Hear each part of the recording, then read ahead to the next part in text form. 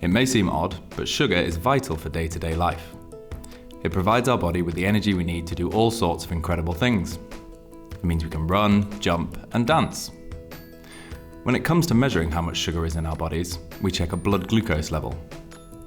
Glucose is a type of sugar, and this measures the amount that is contained within the blood. Having too much glucose can slowly cause long-term damage to our bodies. However, even more dangerous is when our bodies have low levels of glucose in the blood. This is called hypoglycemia.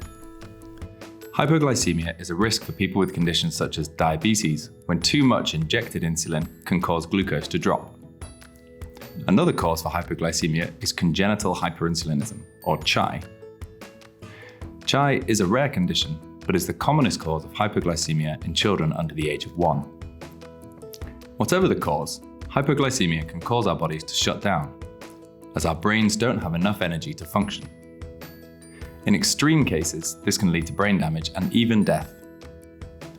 It is therefore really important that patients understand when their blood glucose levels are low, so they can try and stop this from happening. Historically, to test for hypoglycemia, we needed a small sample of blood to measure using a blood glucose meter. More recently, patients have been able to use devices that automatically check glucose under the skin every 5 minutes, without pricking their finger for a blood sample. This device is called a continuous glucose monitor, or CGM. Patients and doctors try to make sense of all this CGM information to better understand what can be changed to prevent hypoglycemia. Looking at the data can allow patients to see what their glucose is doing through the day and help them spot any patterns. However, current methods for visualizing glucose data are so complicated and messy that most patients and doctors struggle to spot any useful patterns of hypoglycemia.